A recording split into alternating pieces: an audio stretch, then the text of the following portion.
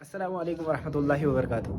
आज है रमज़ान का 18th डे और आज पड़ रही है बारिश। आज फ्राइडे भी है तो आज हम वॉक पे नहीं गए बारिश की वजह से। असल में मुझे कल की वीडियो का शूट करना था, उसी के लिए शूट कर रहे थे। आज मौसम बड़ा ज़बरदस्त है, रेनी सा है। तो हमने कॉलेज जाना है, 2 बजे हमारा प्रैक्टिकल एग्ज़ाम है, उसके लिए तब तक हम पढ़ेंगे। मैं जा रहा हूँ काशी भाई के घर से अपने घर, मुझे लैपटॉप लाना है तो उसमें थोड़ा एक चीज़ डाउनलोड करनी है और उसके बाद आज एक प्रोजेक्ट कंप्लीट करना है लाइक लोगो डिज़ाइनिंग का। वो क्लाइंट को भेज देना है शाम तक नहीं, वो अभी मुझे अपडेट मांग रहे हैं व्हाट्सएप पे, तो शाम तक भेज दूँगा मैं पेपर के बाद इंशाल्लाह। तो अभी चलता हूँ और आपको पूरा प्रोसेस दिखाता हूँ कि कैसे लोगो बनाते हैं। आज पूरा प्रोसेस लाइक स्टार्टिंग से आइडिया कहाँ से लेना है, उसके बाद क्या करना है, उसके बाद क्या करना है। जब आप लोगोज़ बनाते हो तो सबसे पहले आपको चाहिए आइडियाज़ मैं लेता हूँ बिहान से। इसके अलावा भी ऐप्स है जैसे ड्रिबल है वगैरह है, वहाँ से आप आइडियाज़ ले सकते हो। मैं यहाँ से आइडियाज़ लेता हूँ लोगोज़ का वगैरह का। तो सबसे पहले इस पर मतलब आप देखो कि आपको किस टाइप का लोगो चाहिए और आप यहाँ पे मतलब देखो बहुत सारे आइडियाज़ आपको दिखेंगे। हमारे 2 लेजेंडरी सॉफ्टवेयर डाउनलोड हो चुके हैं, एडोबी इलस्ट्रेटर और एडोबी फोटोशॉप। इन्हीं से सारा डिज़ाइनिंग का काम होता है, बेसिक से एडवांस तक। हम निकले हैं अभी नमाज के लिए, आज जुम्मा है और वहीं से जा रहे हैं हम कॉलेज पेपर देने भी। तो अभी तक मैं कुछ वही डिज़ाइंस पे काम कर रहा था, तो एक लोगों के लिए मैं देख रहा था कुछ डिज़ाइंस। अब शाम को हम क्लाइंट को इंशाल्लाह दिखा देंगे 4-5 डिज़ाइंस, फिर उसको जो पसंद आएगा हम उस पर ही काम करेंगे।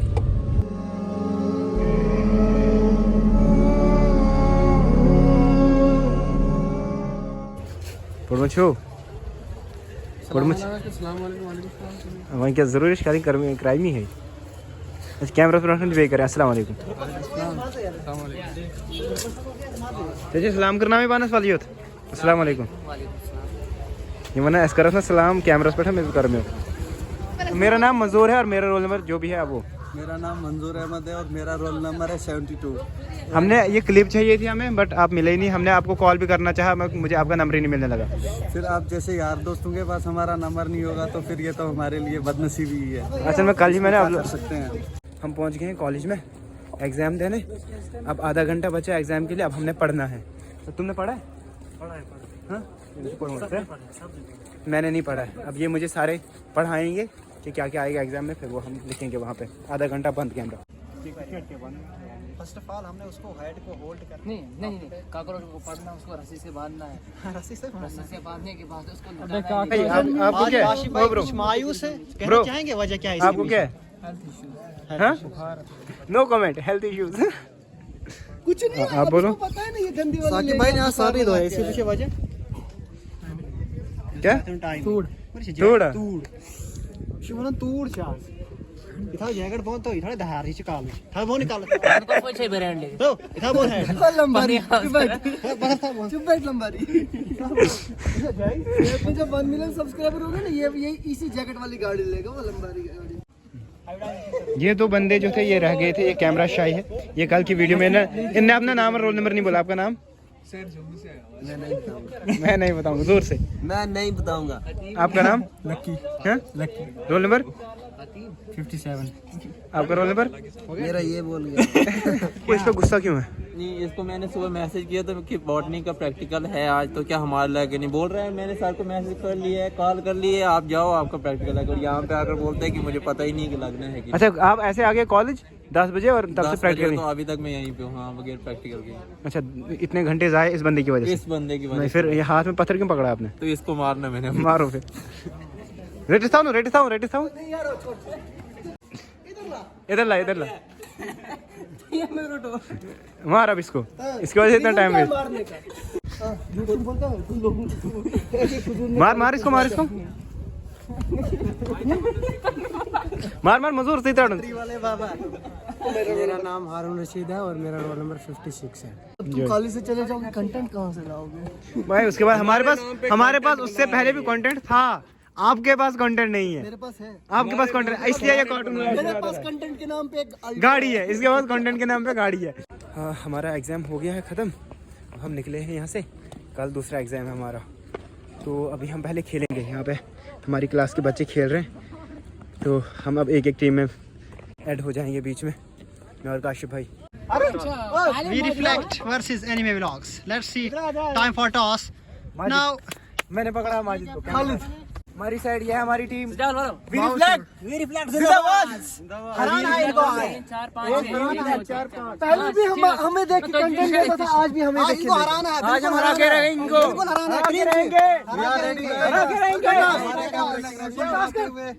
हम कॉलेज से आ गए थे वापस मैच खेल के। 2 मैचेस खेले हमने, एक काशिफ भाई की टीम ने जीता और हमने जीता। तो बहुत मज़ा आया, मगर मतलब वल्लाह बहुत मज़ा। असल में हमारे फ़ोन्स का बैटरी जो है ऑफ़ हो गया था, काशिफ का भी मेरा भी, तो इसलिए हम शूट भी नहीं कर पाए। तो अभी मैंने नमाज़ वगैरह पढ़ ली असर की। अब मैंने और बैठना डिज़ाइन करने, लोगोज डिज़ाइन करने कुछ। शाम को क्लाइंट को वो दे देने हैं, मतलब दे देने नहीं, प्रेजेंटेशन दे देनी। तो मैं खुद ही ऑप्शंस बना रहा हूँ 2-3, ऐसे तो वो एक पे भी मना लूँगा उनको। असल में एक रूल होता है इसका कि अगर आप एक डिज़ाइनर हो और आप एक क्लाइंट को पहले ही लोगों पे ना मना लें, तो इसका मतलब आप डिज़ाइनर नहीं है। तो इसके पीछे कुछ थ्योरीज वगैरह लगानी होती है, कलर्स का कुछ वो ये, तो मनवा लेते हैं किसी तरह। मैंने किश्तवाड़ में जितने भी काम किए, मतलब मैंने 15-20 लोगोस पे काम किया, ब्रांड्स पे काम किया, मैंने रिवीजन किसी को नहीं दिया अभी तक। वहाँ पे मतलब 20 लोगोस मैंने बनाए कम से कम, तो उन पे सबको पहली प्रेजेंटेशन पे ही मनवा लिया और सबको अच्छे लगे। असल में थे वो अच्छे लोगोस। तो जब मैं वो किश्तवाड़ वाले व्लॉग चलाऊँगा फिर अब मैं आपको दिखाऊँगा वो चीज़ें। इफ्तियारी वगैरह हो गई। मैं गया था काशिफ भाई के घर 7:11 पे, तो देखता हूँ बंदा सोया फुल मस्ती में। तो मैंने लात मार दी भाई। मैंने सोचा अभी इसने इफ्तियारी करके सो गया है, तो मैंने उठाया इसको ऊपर। बोलता है वहाँ सामने से बोलता है मेरी सहरी हो गई है, मेरी सहरी हो गई। मैंने उठाया ऊपर, मैंने बोला चल बैठ। मतलब ना इनने इफ्तार किया था, ये बिल्कुल सोए थे। फिर उठे हम नमाज़ वगैरह पढ़ी। तो अब आए हम बंडोड़ा, यहाँ पे काशिफ भाई हैं दूसरे, ये बहुत बीमार हैं। कल हमारा एग्ज़ाम है, तो आज रात को हम तीनों साथ मिल के पढ़ेंगे। तो कल 10 बजे एग्ज़ाम है हमारा, तब तक इंशाल्लाह तैयारी भी करेंगे और इन बीमारों का भी साथ देंगे। ये दोनों काशिफ बीमार हो चुके हैं, अब मैं ही सेहतमंद हूँ, तंदुरुस्त हूँ। भाई आप खिदमत करोगे हमारी? खिदमत नहीं करूँगा बट। तो ये फुल लोगो ऐसा बनेगा। और ये जो है, अगर आपने कहीं किसी जगह पे आदमी चिपकाता है सिर्फ लोगो, जैसे नाइकी वगैरह यूज़ करते हैं, जैसे ये फ़ोटो है, ठीक है, ये मुझे बड़ा अच्छा लगा। देखिए मतलब ये तो समझो डन ही हो गया। जिसके अलावा आप ये ऐसी एडवेंचर्स एंड होम स्टेज का बना दीजिए लोगों। हाँ, फिर उस पर हमें काम करना शुरू कर देते हैं। पहले इसको कंप्लीट कर देते हैं पूरे प्रोजेक्ट को, उसके बाद इंशाल्लाह। मैं अभी तक क्लाइंट के साथ मीटिंग पे था। मैंने इनको 3 ऑप्शंस दिए थे लोगों को, जो अच्छा लगना था वो लग गया। अब हम इस पर काम करना शुरू कर देते, लाइक इसके अब मॉकअप्स बनाने हैं, इसकी और चीज़ें बनानी है, मज़ा आएगा। अभी बजे है रात की 11:51 और मैंने क्लाइंट को ज़िप फाइल सेंड कर दी। इसमें सारे डिज़ाइंस हैं जो भी बनाए हैं। ये देखिए यहाँ से ऊपर ये कुछ डिज़ाइन है शर्ट्स वगैरह के, सब कुछ मैंने अभी क्लाइंट को भेजी थी चीज़ें। मैं आपको रिकॉर्डिंग सुनाता हूँ, रिव्यू सुनाता हूँ। दोस्त, मुझे आपका जो ये लोगो बनाने का तरीका है और जो वे है और जिस तरीके से आपने डिज़ाइन करा है बहुत ही फैसिनेटिंग लगा। मैं ये पूछना चाहता हूँ आपसे कि फॉर एग्जांपल जैसे ये तो आउटसोर्स स्कीम के अंदर हम ये 2-3 कंपनी जो है वो बना रहे हैं, लेकिन इसके अलावा जो हमारी पहले से एक कंपनी एग्जिस्ट करती है, अगर उसका भी लोगो हम आपसे बनवाते हैं तो आप कितना चार्ज करेंगे? प्लीज़ उसके बारे में थोड़ा बताएंगे। इधर मुड़ा ऊपर, एक प्रेजेंटेशन, दूसरा प्रोजेक्ट ऊपर। असल में अब तो इनके मेरे पास ऐसे 2-3 प्रोजेक्ट्स थे, बट अब इनके जो पर्सनल प्रोजेक्ट्स हैं वो भी मिल रहे हैं। एक ये, दूसरा। और दादा जो ये लोगो आपने बनाया बहुत ही अच्छा है और मेरी तरफ से पूरा मतलब ओके है और डन समझो इसको आप। और जो जिप आपने सेंड करी है, जिस तरीके से आपने गाइड किया कि इसको आगे आने वाले समय में मतलब किसी भी वे से अगर जरूरत पड़ेगी तो यूज़ कर सकते हैं हम, उसके लिए बहुत बहुत थैंक यू आपका। अब मुझे लगता है Asikni adventures and home stage जो है उस पर हम उसके लोगों पे काम करते हैं। What do you suggest? एक के ऊपर एक प्रोजेक्ट, एक के ऊपर एक प्रोजेक्ट, ऐसे ऐसे ऐसे। अब एक और बात मैं इसमें ऐड करूंगा कि ये जो प्रोडक्ट है ना, इसका 30% स्टेक मेरे पास भी है। पैसा ही पैसा, पैसा ही पैसा होगा। इधर मोड़ना। इनको मैंने एज इंटर्न हाँ, किया। मैं इंटर्नशिप में ही खुश हूँ। मुझे पैसे मिलेंगे, मैं बड़ा खुश हूँ। मेरा ये दिवाला निकाल दे काम करा के मेरे को टेंशन नहीं है। मैं करूंगा, मैं काम करूंगा। अब मैं काम करूंगा, पैसे है ना, काम करूंगा मैं। इनको मैं सिखा रहा हूँ चीजें, भाई तू सीख, मैं तुझे इधर से पे करूंगा। जितना भी किसी भी प्रोजेक्ट का आएगा 30% आपको बस सीखना है। जब ये थोड़ा थोड़ा सीख जाए, फिर जो इसकी मैंने हालत करनी है, उफ, हर एक अऊज़ु बिल्लाहि मिनश शैतानिर रजीम, बिस्मिल्लाहिर रहमानिर रहीम। आज हम बात करने जा रहे हैं कुरान पाक के 94th चैप्टर के बारे में, यानी सूरा अलमनश के बारे में। सूरा अलमनश जो है ये मक्की सूरत है और इसमें 8 आयत हैं और आज हम इसमें 3 टॉपिक्स को डिस्कस करने वाले हैं।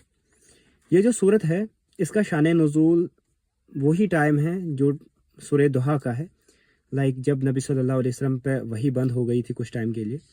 तो इब्न अब्बास का कॉल है, वो कहते हैं कि ये जो सूरत है सूरा अलमनश ये बिल्कुल सूरा दुहा के बाद में ही नाजिल हुई है। यहाँ से पता चलता है कि इनमें जो सिचुएशन उस टाइम मक्का की थी या नबी सल्लल्लाहु अलैहि वसल्लम की थी, तो उनको तसल्ली देने के लिए ये सूरत नाजिल हुई। अगर आप देखें क्या सूरत हाल थे, हमने सूरा दुहा में इसको मतलब अच्छी तरह वो जिक्र किया था।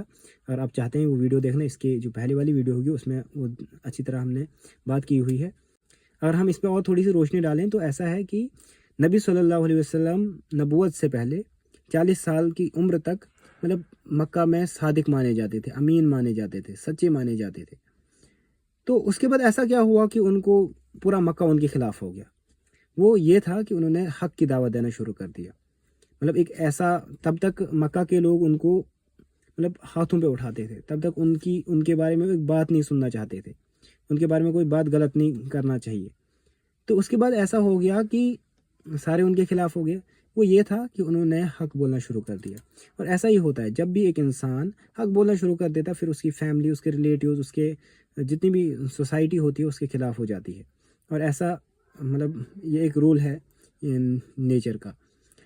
तो क्या है कि अब नबी वसल्लम पे जब वो बहुत ज़्यादा वो परेशानी आना शुरू हो गई, क्योंकि 40 साल तो कुछ हुआ नहीं था, फिर स्टार्टिंग के दौर में इतनी परेशानियाँ असहाब पे भी, नबी सल्लल्लाहु अलैहि वसल्लम पे भी। तो अल्लाह ताला ने फिर कुछ टाइम के लिए वही बंद हो गई। तो नबी सल्लल्लाहु अलैहि वसल्लम भी बहुत परेशान हो गए उसकी वजह से। ऊपर से वही भी नहीं आ रही है, नबी सल्लल्लाहु अलैहि वसल्लम सोचने लगे कि अल्लाह ताला ने मुझे छोड़ दिया, अल्लाह ताला मुझसे नाराज़ हो गए। तो और लोग भी ताने देने लगे। तो सूरत दुहा नाजिल हुई और उसके बाद ये सूरत नाजिल हुई। ये इसलिए नाजिल हुई साथ साथ में, असल में इनमें नबी सल्लल्लाहु अलैहि वसल्लम को तसल्ली दी गई है। तो इसकी वजह से क्या हुआ, उनका जो वो कॉन्फिडेंस था वो बिल्ड हुआ। उसकी वजह से उसके बाद जो उनने दीन की दावत देना शुरू कर दिया उसमें वो बूस्ट आ गया। तो पहला टॉपिक जो है इस सूरत का वो है as in the difficulty of prophet Mohammad सल्लल्लाहु अलैहि वसल्लम, यानी नबी सल्लल्लाहु अलैहि वसल्लम की मुश्किल में आसानी। देखिए नबी सल्लल्लाहु अलैहि वसल्लम बहुत मतलब परेशान थे उस ज़माने में। असल में वो वही बंद हो गई थी और भी कुछ चीज़ें हुई थी उसकी वजह से, और बड़ा स्ट्रगल करना पड़ रहा था। तो अल्लाह ताला ने ये सूरत नाजिल की इसलिए ताकि उनमें वो कॉन्फिडेंस आए, उनमें वो उनकी जो कॉन्फ्यूजन है वो क्लियर हो जाए। और अल्लाह ताला इसमें कह रहे हैं कि ए नबी सल्लल्लाहु अलैहि वसल्लम, क्या हमने तुम्हारे लिए तुम्हारा सीना खोल नहीं दिया, यानी हमने वो तुम्हारे अंदर वो कॉन्फिडेंस बिल्ड नहीं किया। असल में ये हम अगर बात करें, इसमें हमें एग्जांपल मिलती है मूसा अलैहिस्सलाम की, कि मूसा अलैहिस्सलाम जब फ़िरऔन को दावत देने निकले थे तो उन्होंने भी अल्लाह ताला से दुआ की थी कि मेरा सीना खोल दो। तो उसी तरह अब नबी वसल्लम को यहाँ अल्लाह ताला कह रहे हैं कि हमने तुम्हारा सीना खोल दिया, अब तुम दीन की दावत खुलेआम कर सकते हो। अब तुम, असल में ये एक रिवॉर्ड था नबी सल्लल्लाहु अलैहि वसल्लम के लिए। उसके बाद नबी वसल्लम में वो कॉन्फिडेंस आया। उसके बाद उनको जितने भी आगे से मतलब बैरियर्स आए वो डरे नहीं, उनमें वो कॉन्फिडेंस था। उनको बहुत सारी थ्योरीज मिली सामने से, उनके खिलाफ बहुत सारे प्रोपेगेंडाज हुए, बट वो फिर उनको उस अल्लाह ताला की बात पे, अल्लाह ताला की किताब पे बहुत यकीन था, बहुत कॉन्फिडेंस था। इस दीन इस्लाम पे एक कॉन्फिडेंट मुस्लिम थे, तो उनको वो फ़र्क नहीं पड़ा। तो और ऐसा ही हमें भी होना चाहिए, हमें भी एक कॉन्फिडेंट मुस्लिम होना चाहिए। ये अल्लाह ताला का रिवॉर्ड था नबी सल्लल्लाहु अलैहि वसल्लम के लिए। हमें अपने अंदर बिल्ड करना है, हमने एक कॉन्फिडेंट मुस्लिम बनना है, हमें नॉलेज गेन करना है। जब आपके पास नॉलेज होगा और उस पर आप अमल करेंगे तो आपके अंदर वो कॉन्फिडेंस आएगा, फिर आप किसी के भी सामने बात कर सकते हैं दीन के बारे में, फिर आप किसी को भी दीन की दावत दे सकते हैं। और वही नबी सल्लल्लाहु अलैहि वसल्लम के साथ हुआ। फिर वो हर किसी के सामने दावत देने लगे, ख़त लिखने लगे, मैं मोहम्मद सल्लल्लाहु अलैहि वसल्लम और ये है रोम के बादशाह के लिए ख़त, इस्लाम कबूल कर दो। ये फिर मुश्रिकीन मक्का को, सरदारा ने मक्का को, सबको मतलब दीन की दावत दी उस कॉन्फिडेंस के साथ। और दूसरी आयत में फिर अल्लाह ताला फरमाते हैं कि ए नबी सल्लल्लाहु अलैहि वसल्लम, और जो तुम्हारे ऊपर वो बोझ था क्या हमने उसको उतार नहीं दिया, वो बोझ जो आपको बड़े परेशान किया हुआ था, जिसने आपकी कमर को झुकाए रखा था। मतलब ऐसा बोझ था नबी सल्लल्लाहु अलैहि वसल्लम पे, ऐसा वो स्ट्रेस था। वो किस चीज़ का था? वो उस चीज़ का था। देखिए अगर हम देखें नबूवत से पहले नबी सल्लल्लाहु अलैहि वसल्लम जो थे उन्होंने कभी बुतों की पूजा नहीं की, वो इस चीज़ को गलत समझते, उन्होंने कभी मतलब वो गलत काम नहीं किया, शिरक नहीं किया जैसे कि मुशरिकीन मक्का करते रहते थे। तो उस पर फिर अल्लाह ताला यहाँ पे उनको कहते हैं, असल में फिर नबी सल्लल्लाहु अलैहि वसल्लम बड़े परेशान हो गए थे उन लोगों से। वो देखते थे कि ये लोग शिरक कर रहे हैं, वो देख रहे थे कि ये लोग बुतों को पूज रहे हैं। तो नबी सल्लल्लाहु अलैहि वसल्लम के दिल में वो बात आ रही थी कि ये लोग क्या कर रहे हैं, ये किस चीज़ की पूजा कर रहे हैं। तो मगर जो नबी सल्लल्लाहु अलैहि वसल्लम थे ना, उनको खुद भी वो चीज़ क्लियर नहीं थी कि हमने मतलब इबादत कैसे करनी है, क्या करना है। वो इब्राहिमिक रिलीजन पे थे नबी सल्लल्लाहु अलैहि वसल्लम, वो अपने हिसाब से अल्लाह ताला के साथ कनेक्शन में थे, बट उनको पता नहीं था। जैसे कि इब्राहिम अलैहिस्सलाम को पहले पता नहीं था, उनने रब को ढूंढा, वैसे ही फिर नबी सल्लल्लाहु अलैहि वसल्लम ने भी किया। तो वो उन लोगों से परेशान हो गए थे, उनकी उन रवाजात से, उनके वो रिचुअल्स से। तो फिर नबी सल्लल्लाहु अलैहि वसल्लम ने ढूंढा, वो सच को तलाश करने लगे। फिर और 40 साल की उम्र में अल्लाह ताला ने लिखा था कि उनको नबूवत मिलनी है, उनको अल्लाह ताला ने तय करके रखा था, उनको अल्लाह ताला ने पसंद करके रखा था अपने इस काम के लिए।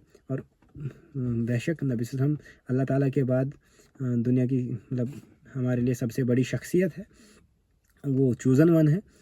तो उनको अल्लाह ताला ने चूज़ करके रखा था इस काम के लिए।